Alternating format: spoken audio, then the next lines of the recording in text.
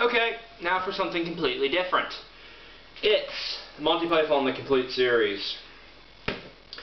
Yeah, this is padding. I really do not want to do Pokemon Gen 2 again. At least until I can figure out what the hell I'm going to do for it. So, I figure I'll do books, movies, and stuff like that as a form of padding. So, we've got the complete series here, and 2 live events, and you know, what can I say? Monty Python is immortal. They are some of the more original funny man, and oh my god, look at that! Look at Terry Gilliam's face right there. I don't know if I'm pronouncing his last name right, but oh my god, that is horrifying. That's gonna give me nightmares. It is, seriously. Now I can't even stop noticing that. Okay, let's look at somebody else. Okay, John Cleese. Graham Chapman, please distract me with your rugged good looks. Haha, funny, huh? Well, not anymore. Anyway, moving on. Basically, the Pythons were all very well-educated men who came together and made a silly little TV program back in the late 1960s, or was it 1970s? Yeah, 69 through, I think, 74. Or 73. Either way, that was it. And, yeah, they made a silly little TV show, which has stood the test of time as being very great. Even the social commentary, which no longer really applies, you know, and they did a lot of interesting sketches and made some memorable characters. And even though most of their characters weren't recurring characters, the only really recurring characters were It's Man and I believe the guy from the Parrot Shop sketch, who also showed up to do the Cheese Shop sketch, and a few others. But each guy kind of had his own thing. Chapman always played authority figures. Graham Chapman, the late Graham Chapman, he always played authority figures.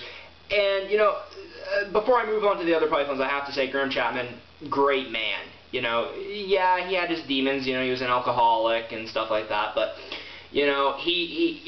when he came out of the closet and started, he was one of the, he came out of the closet. He was like one of the first gay celebrities to actually come out of the closet and start, advocating gay rights. And that is,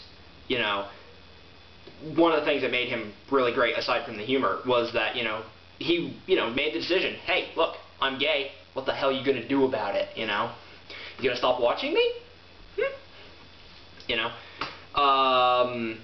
John Cleese, probably the man who carried most of the show, I'd have to say. Loud, booming, also at home at being a screeching pepper pot, as Graham Chapman called it whenever they got dressed up and things. Eric Idle, who pretty much is... I like him.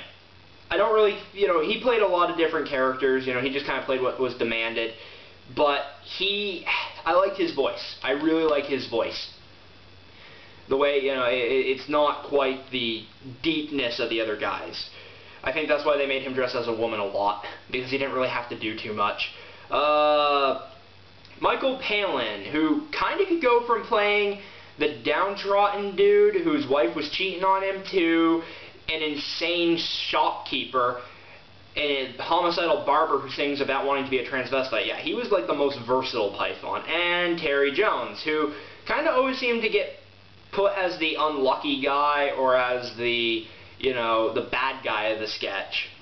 And Terry Gilliam, the thing that will now give me nightmares, who pretty much, his contribution was, he played, I think he played the recurring character of the Knight with the Chicken, who would slap him at the end of the sketch.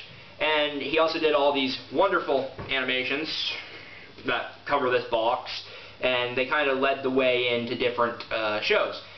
And it was 4 seasons long. Cleese left at the end of the 3rd season, so the 4th season is the weakest.